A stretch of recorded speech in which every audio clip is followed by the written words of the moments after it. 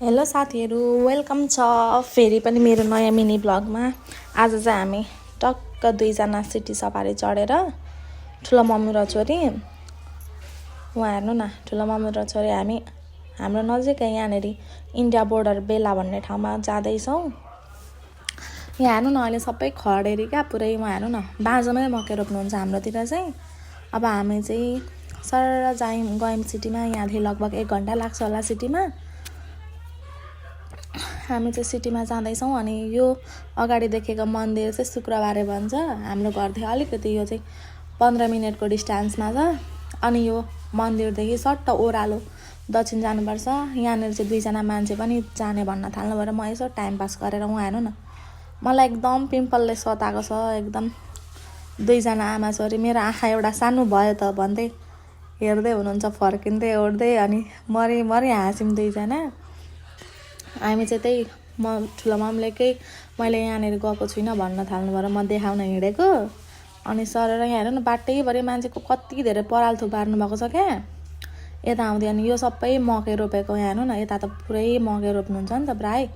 यो चाहिँ मधुवन जाने बाटो हो। यी मधुवन आइपुग्यौँ हामी। हुन त यो छिटो भिडियो गरेर हो कि नभए त निकै टाइम लाग्छ, आधी घन्टा जस्तै लाग्छ मधुवन आइपुग्न पनि। यो चाहिँ मधुवनको स्वास्थ्य चौकी भनेर म देखाउँदैछु यहाँनिर। अनि सरर गयौँ। हेर्नु न, अहिले कति खडेरी लागेको छ, तर बाटो चाहिँ नि एकदम राम्रो छ, पिचै पिच छ।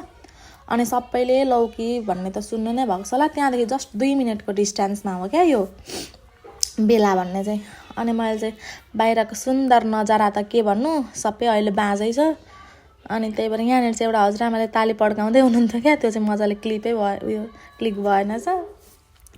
यहाँ हेर्नु न, यतातिर चाहिँ प्राय सबैले यो गुइँठा भन्ने त हजुरहरूलाई थाहा नै छ होला, गुइँठा बनाउनुहुन्छ नि त। त्यही भएर मैले गुइँठाको पनि बनाइदिएँ भिडियो। अल्छी लागेपछि के गर्नु धेरै। अनि हामी चाहिँ लौकी बजार आइपुग्यौँ फाइनल्ली। सुन्तलाहरू बेच्न राखेको रहेछ। यहाँदेखि चाहिँ 2 मिनटको डिस्टेन्समा हो हाम्रो इन्डिया बोर्डर। यहाँनिर सामानहरू क्या कति सस्तो पाउँछ यहाँ पनि। अनि मैले जुत्ताहरू यसो सोधेको, अनि सस्तै थियो भनौँ। अनि वहाँनिर लुगाहरू पनि क्या कति राम्रो सस्तो पाउँछ। त्यही भएर चाहिँ लिएर हिँडेको ठुलो मम्मीहरूलाई। यो चाहिँ लौकी बजार हो। लौकी बजारदेखि पनि अलिकति दक्षिणै जानुपर्छ बेला पुग्नलाई। सो त्यही भएर हामी चाहिँ गयौँ साना टुकटुक चढेर।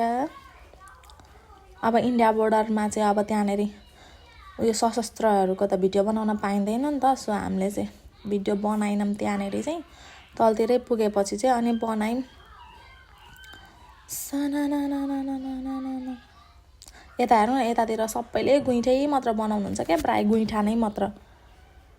अब यहाँदेखि पनि ओह्राले हजुरहरू पनि यता प्रकाशपुरतिरको हुनुहुन्छ भने चाहिँ बेलामा जानु होला। एकदम सस्तो क्या, अहिले पुरै सेलमा राखेको रहेछ कपडाहरू पनि।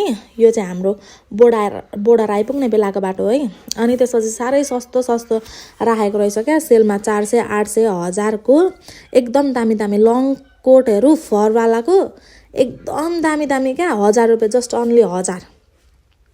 अनि यहाँनिर चाहिँ सिटी स्ट्यान्ड भन्दा हुन्छ, सिटी स्ट्यान्ड हो। अनि यहाँदेखि चाहिँ अलिकति हिँड्नुपर्छ, अब पैदल हिँड्नु पनि पर्छ आफूले।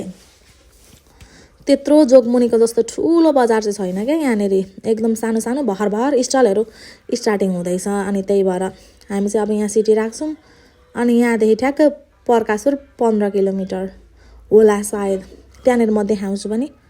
15 किलोमिटरै रहेछ। अनि धेरै टाइम त होइन। यहाँ हेर्नु न, अब हामी चाहिँ छिर्यौँ भित्र। यहाँ हेर्नु न, खासै ठुलो त होइन, तर दाम चाहिँ एकदम जोगमुनेकै जस्तो भाउमा है। यो यहाँ ब्यागहरू लगभग 1000सम्मको त यस्तो राम्रो ब्याग छ नि भन्नुहुन्छ नि। यता केका ब्यागहरूलाई 1000-1500 पर्छ नि, यहाँ 500मा आउँछ क्या। यस्तो सस्तो ब्याग थियो। मैले त यहाँबाट एउटा मिनी पर्स नै लिएँ। मुङ्ग्री माछा चाहिँ त्यस्तो अलो छैन नेपालमा। सो त्यही भएर मैले सोधेँ मात्र। अब यहाँदेखि के लानु, खासै मुङ्ग्री माछा नखानु भन्छ नि त मान्छेले। त्यही भएर अब यहाँदेखि चाहिँ छैन, खासै चाहिँ छैन बजार हेर्नु। म भन्छु अब गएर जोगमुनी जत्तिकै होला भन्नुहुन्छ भने चाहिँ त्यत्रो चाहिँ छैन। त्यही पनि मैले म गए जति बुझे जति चाहिँ यहाँ जोगमुनीको जत्तिकै दाममा सामान पाइन्छ। भर स्टार्ट हुँदैछ क्या यहाँनिर तर पछि जोगमुनि जत्तिकै हुन्छ यहाँनिर कपडाहरू पनि यस्तो राम्रो छैन अहिले त झन् विन्टर लागेर होला यस्तो राम्रो छैन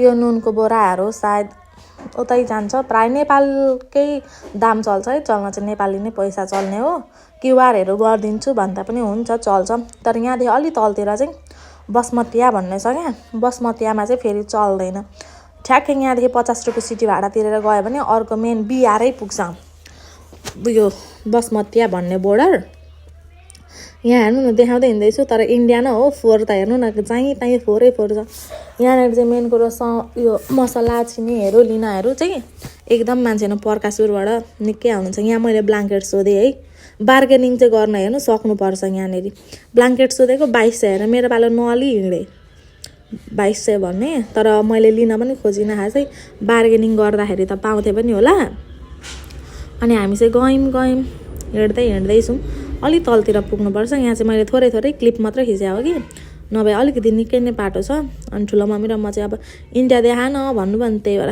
यहाँनिर हेर्नु न कस्तो राम्रो फ्लाइट चप्पलहरू नि 250 300 त्यो उहाँवाला त्यो पिङ्क वाइटवाला त यस्तो दामी थियो नि बाफ्रे 250 पर्ने अनि त्यही पनि मैले ट्राई गरेँ फेरि 250 होइन 200 मा दिनु भने बार्गेनिङ गरेँ फेरि अनि नाइ भन्न थाल्नु पऱ्यो फेरि यसो घुर्की देखाएर गएको क्या अलि बजार खुल्ने बेला पनि त्यस्तो भएको थिएन अब जाडोमा पनि भएर होला यहाँ हेर्नु न मेरो अनुहार छ्या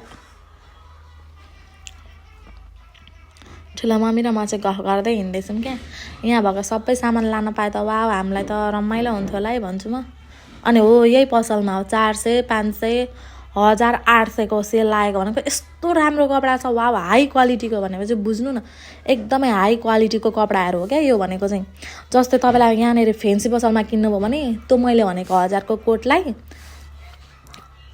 को कोटलाई यहाँ नभएको नि 5000 3000 3500 भन्छ अनि त्यहाँदेखि हामीले कपडा लियौँ कपडा किनेको चाहिँ भिडियो गरिन एउटा सानो नानीलाई ज्याकेट किनिदिउँ 400 मा यस्तो राम्रो यहाँनिर त्यो 1500 घटी नआउने ज्याकेट हामीले 400 मा लिएर आयौँ फिक्स प्राइस हो बार्गेनिङ चाहिँ गर्न पाइएन त्यही भएर मलाई अलिक सन्चो छैन क्या यहाँनिर अब रुगा मर्की सर्दी यहाँनिर अब एउटा मफलर हो यो मफलर टाइपको सोध्न गएको 600 अरे 600 मा त यहीँ आउँछ दाइ भनेर म त फर्केँ रिसाले अनि लानु लु तपाईँले भनेकै दाममा भन्दै हो नि त मेरो पालो मैले खासै सोध्या मात्र हो क्या सोध्दै हिँड्दै मात्र गरे हो सो त्यही भएर मैले केही पनि गरिनँ अनि केही पनि गरिनँ हामी फेरि अर्को पसलमा गयौँ त्यहाँनिर चाहिँ माथिसम्मको टिपिक्क परेको स्वेटरहरू हुन्छ नि त अनि मलाई चाहिरहेको थियो र त्यो गएँ त्यहाँ पनि दामै मिलेन त्यही भएर म अनि त्यहाँदेखि फर्केँ फेरि आउनु नि त लानु त्यो मफलर भन्दै हुन्छ अनि मैले चाहिँ लगिनँ